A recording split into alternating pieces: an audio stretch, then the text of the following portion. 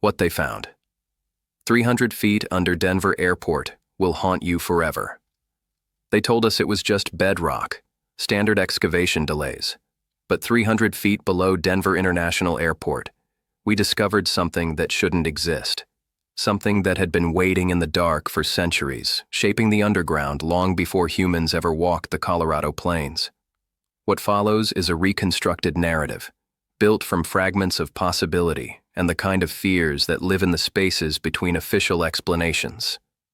The voice you're about to hear belongs to a character in this exploration of the unknown.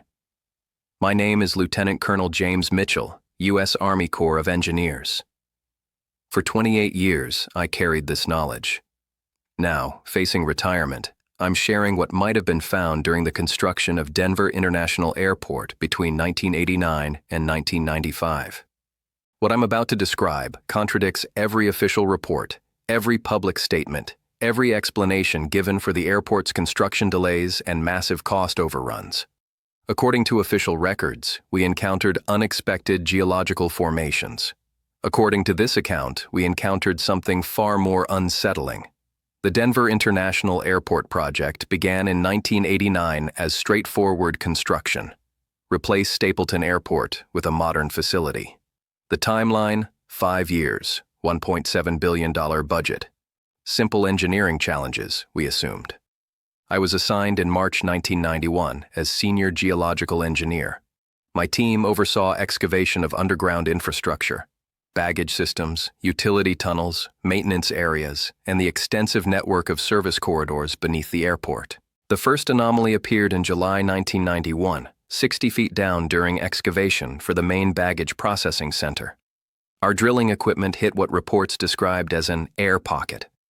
Geological surveys showed solid bedrock at that depth. Instead, our drill bits dropped into empty space. Honestly, if I were in that position, I probably wouldn't have made the same choice. Here's where this narrative consciously steps away from procedural reality into something more speculative. I should have reported the discovery immediately. Instead, I rappelled down into that cavity with 2 engineers, Sergeant First Class David Rodriguez and Staff Sergeant Maria Santos. What we allegedly found 300 feet below the Colorado Prairie changed everything. The cavity wasn't natural, it was a tunnel, 8 feet high, 12 feet wide, with walls showing signs of deliberate excavation.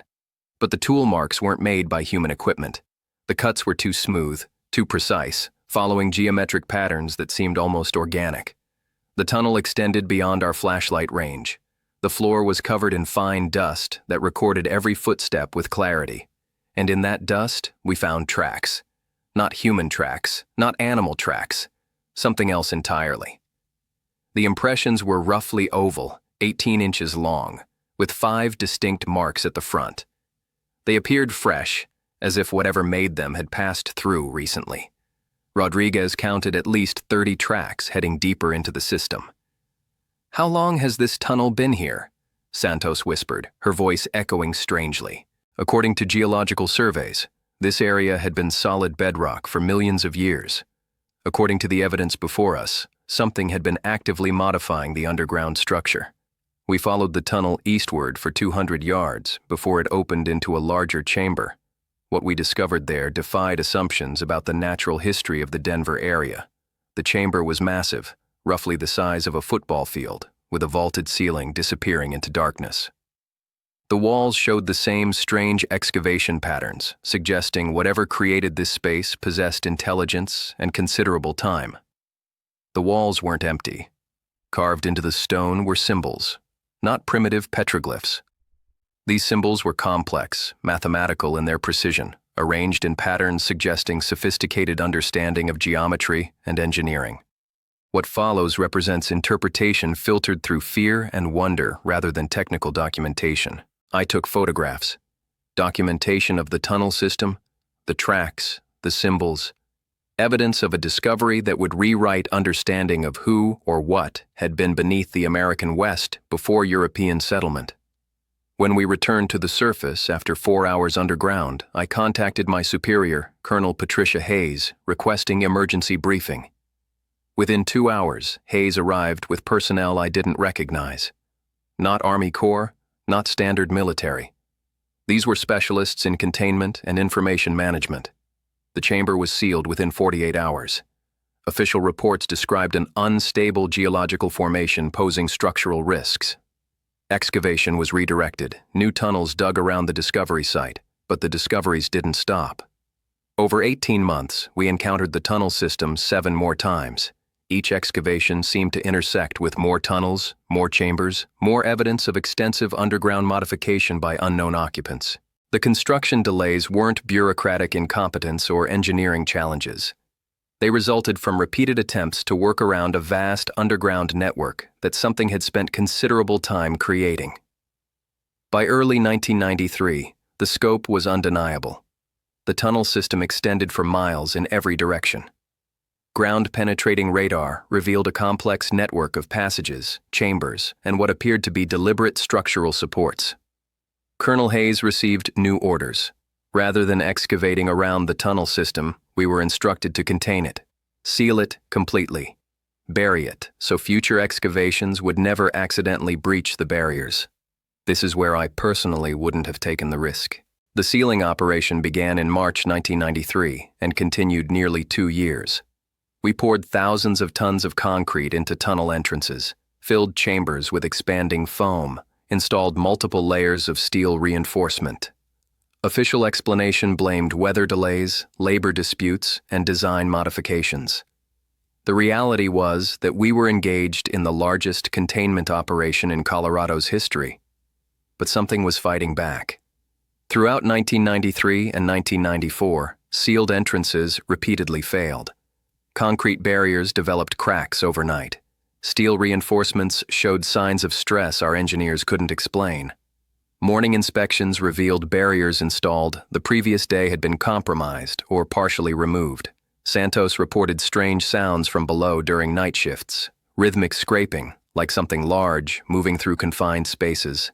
Ventilation systems carried odors that didn't match known geological or industrial sources. In December 1994, we detected movement. What I'm about to describe represents my interpretation of sensor data, filtered through growing unease about what lay beneath our feet. Motion sensors registered activity. Something was moving through passages beneath our barriers, something large enough to trigger seismic equipment designed to detect earth movement during construction. If I were there myself, fear alone might have stopped me from investigating further, but professional duty demanded verification. On December 18, 1994, I descended into one of the partially sealed tunnel entrances with Rodriguez and Santos, carrying portable motion detectors and sound recording equipment. What we documented during that final expedition remains beyond conventional explanation. The tunnel system had changed. Passages that had been blocked were open again. Concrete barriers had been methodically removed and neatly stacked along tunnel walls, as if whatever inhabited the space had decided to clean up after our intrusion attempts. New symbols appeared on chamber walls, fresh tool marks in stone, excavation debris suggesting ongoing expansion even as we attempted to seal it. And we found evidence of observation. Arranged in several locations were what could only be described as viewing positions. Strategic points where someone or something could monitor main passages without detection. These positions showed signs of recent use, wear patterns indicating regular occupation. Rodriguez discovered something that haunts this narrative to this day. In one chamber, arranged in deliberate display, were items missing from the construction site over previous months. Tools, equipment, materials, personal items belonging to workers. Not stolen or discarded, but carefully arranged as if being studied. "They're watching us," Santos said, and I couldn't disagree. Whatever inhabited the tunnel system had been observing our construction efforts, our containment attempts, our intrusion into their domain. They had been adapting, learning, responding with intelligence that challenged fundamental assumptions about what lay beneath the surface. The final sealing operation began in January 1995. Rather than blocking individual entrances, we implemented what Hayes called comprehensive geological isolation. We excavated around the entire system and created a massive concrete barrier, essentially building an underground dome. The operation required 3 million cubic yards of concrete installed in continuous pours over 6 weeks. The budget exceeded $500 million, funded through allocations that never appeared in public construction records. During final weeks, activity beneath barriers intensified. Motion detectors registered urgent movement throughout the tunnel system. Seismic readings suggested concentrated activity in deepest chambers, as if whatever lived beneath Denver was preparing for permanent isolation. On February 28, 1995, we completed the final concrete pour. The tunnel system was sealed. According to official records, underground anomalies were successfully contained and posed no ongoing risk. Personally, I think this single choice changed everything that followed. The airport opened February 28, 1995, exactly 5 years after groundbreaking and nearly $2 billion over budget. Public explanations focused on construction delays, design modifications, and challenges of building a modern airport facility. Underground discoveries were never mentioned in public documentation, but the story doesn't end with the opening. Throughout my remaining years with the Army Corps, I monitored seismic activity in the Denver area. The readings were concerning, regular vibrations originating from beneath the airport, suggesting ongoing activity within the sealed tunnel system. In 1997, construction workers replacing a water main reported strange sounds from underground. Rhythmic scraping that seemed to follow maintenance crews as they worked. In 1999, geological survey teams detected unusual electromagnetic readings beneath the main terminal. Readings suggested conductive materials arranged in geometric patterns, consistent with deliberate structural modification.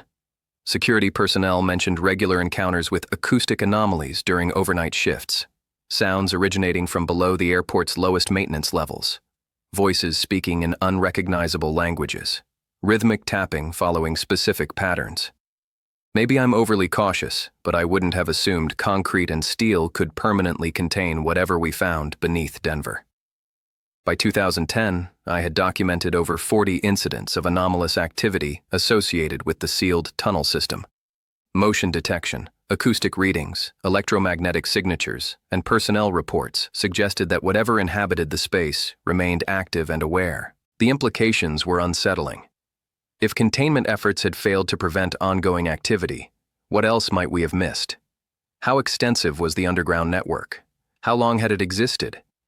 And what intelligence guided its construction and expansion?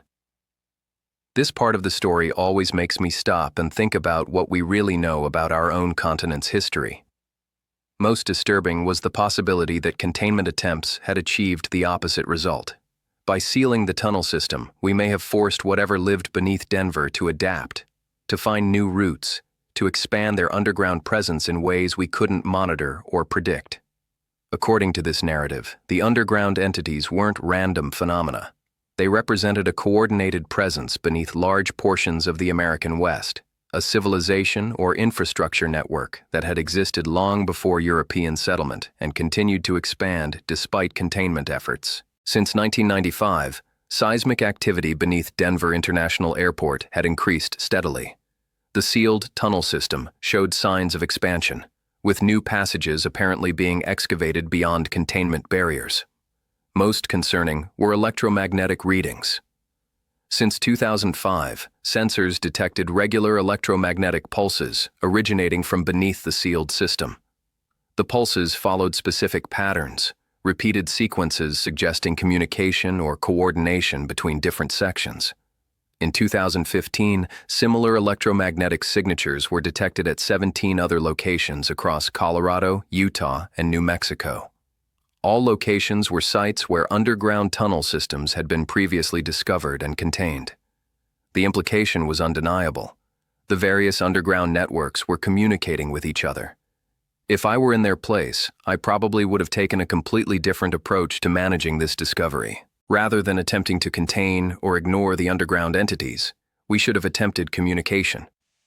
The evidence suggested intelligence, organization, and technological capability that exceeded our understanding of underground construction and engineering. This narrative explores our fears about the unknown spaces beneath familiar places, our assumptions about who shares this continent with us, and what happens when our attempts at control meet something beyond our understanding. The construction delays and cost overruns that plagued Denver International Airport weren't the result of bureaucratic incompetence. According to this account, they were the consequence of discovering something that challenged fundamental assumptions about the natural history of North America. Whatever we allegedly found beneath Denver had been there long before we arrived. And according to this reconstruction, it's still there, still active, still expanding its underground network, despite our attempts to seal it away. This is the moment where logic and emotion seem to collide completely. I'm now 71 years old, facing retirement and the inevitable questions about legacy and truth-telling. For 28 years, I've carried this knowledge of what might lie beneath Denver International Airport, what we tried to contain, and what continues to develop beyond our control or understanding. The official story will always be that Denver International Airport encountered routine geological challenges during construction, overcame those challenges through engineering solutions, and operates safely today as one of America's busiest airports. According to this narrative, beneath Denver International Airport lies evidence of an intelligence that preceded human settlement of the American West, an engineering capability that exceeds our own, and an ongoing presence that continues to expand despite our containment efforts. Whatever lies beneath Denver International Airport and similar locations across the American West represents possibilities that challenge our understanding of natural history, geological processes, and the potential for non-human intelligence operating beneath our cities and infrastructure. Some people might disagree, but I don't see this possibility as something we can continue to ignore indefinitely. The underground networks might be expanding. The electromagnetic communications might be increasing in frequency and complexity. The seismic signatures might suggest ongoing construction projects that exceed the scale of our original discoveries.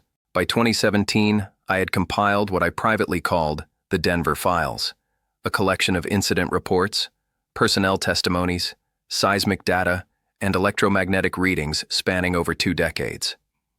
The documentation painted a picture of ongoing activity that contradicted every official explanation. The electromagnetic pulses had evolved. What began as simple patterns in 2005 had become complex communications by 2015. The signals showed mathematical progression and what appeared to be responses to external stimuli. When construction crews worked above the sealed areas, electromagnetic activity increased. When monitoring equipment was installed, the underground signals adapted, changing frequency and timing. Whatever generated these communications was aware of surface activity and responded accordingly. Ground-penetrating radar revealed structural changes that defied conventional explanation. The sealed tunnel system hadn't remained static. New passages appeared on scans every few years, extensions that suggested ongoing excavation despite the concrete barriers. The original chamber we discovered in 1991 had apparently expanded beyond the radar's detection range. The expansion followed geometric patterns that suggested intentional design rather than random growth. Temperature monitoring detected thermal anomalies that cycled through regular patterns. Areas of underground warmth that moved through the tunnel system like circulation patterns in a vast, living structure. Air quality monitors occasionally detected atmospheric changes that couldn't be explained by known geological processes. Trace elements that suggested controlled environmental systems, artificial atmosphere management within the sealed network. What these observations suggested was an underground presence that hadn't been contained by our sealing efforts, but rather had adapted and expanded in response to our intrusion. The implications extended far beyond Denver. Similar electromagnetic signatures detected across the American West suggested a coordinated network spanning thousands of miles. If the various underground discoveries were connected, if they represented a unified intelligence, then the scope of the phenomenon exceeded anything we had imagined. Construction projects across Colorado, Utah, New Mexico, and Arizona had reported similar encounters. Underground chambers, inexplicable tunnel systems, evidence of non-human excavation. Each discovery had been contained, classified, and officially explained as geological anomalies. But taken together, these discoveries revealed a pattern of underground presence that challenged fundamental assumptions about the natural history of North America. Regional seismic monitoring suggested coordinated activity between the various underground sites, electromagnetic communications that spanned hundreds of miles, synchronized construction activity that indicated unified planning and execution. Whatever inhabited these underground networks possessed engineering capabilities that exceeded our own, communication systems that operated beyond our technological understanding, and organizational capacity that spanned vast geographical areas. This narrative explores the possibility that our attempts at containment and secrecy had actually accelerated the underground development rather than preventing it. By sealing the tunnels, we may have forced whatever lived beneath Denver to expand their operations. By classifying the discoveries, we may have prevented the surface world from recognizing signs of ongoing activity. Personnel who had worked on the original sealing operation began experiencing what could only be described as collective anxiety, dreams about underground spaces, compulsive thoughts about structural integrity, persistent worries about what lay beneath familiar buildings and infrastructure. These psychological effects extended beyond the original team. Maintenance workers at Denver International Airport reported increasing unease during underground assignments. Security personnel requested transfers away from basement duties. Even administrative staff working in underground offices reported feeling watched and increasingly uncomfortable in below-ground spaces. The psychological impact suggested that exposure to the underground anomalies had lasting effects on human perception. Whether these effects represented actual ongoing contact with underground entities or psychological residue from traumatic discovery remained unclear. Environmental monitoring detected atmospheric changes that suggested active management of underground air quality, oxygen levels that remained optimal despite sealed barriers, humidity control that indicated sophisticated environmental systems operating within vast underground spaces. The sealed barriers we had installed to contain the tunnel system may have inadvertently protected and preserved an underground environment that supported ongoing habitation and development. Acoustic monitoring revealed sounds that became increasingly complex over time. What began as rhythmic scraping evolved into what could only be described as mechanical activity. Tool use, construction sounds, and what appeared to be transportation through the tunnel network. Most unsettling were acoustic signatures that resembled communication. Not human language, but organized sound patterns that suggested information exchange, coordination, and collaborative activity. Whatever inhabited the underground network was not only active, but appeared to be working together on projects of increasing complexity and scale. This account has been constructed to examine our relationship with the unknown, our assumptions about the spaces beneath our feet, and our responses when familiar explanations prove inadequate. What we allegedly found 300 feet under Denver International Airport changed everything I thought I knew about the history of the American West, the possibility of non-human intelligence, and the limitations of our understanding about what shares this continent with us. Whatever lies beneath Denver International Airport, whatever we tried to seal away in 1995, whatever continues to expand and modify underground structures despite our containment efforts, represents questions that challenge our assumptions about the world we think we know. The airport operates normally today. Millions of travelers pass through security, board flights, and assume that the ground beneath them contains only solid bedrock and steel infrastructure built by human engineers for human purposes. But 300 feet below their feet, according to this speculative reconstruction, might lie evidence of something that challenges every assumption about who built what beneath the American West, and when, and why, and whether those builders were entirely human. That evidence might still be there, still active, still expanding, still developing capabilities we don't understand, still preparing for purposes we can't predict. This is one possible story about what lies beneath the surface of our familiar world, constructed from fragments of possibility and the persistent questions that surface when official explanations prove inadequate to explain the evidence we encounter.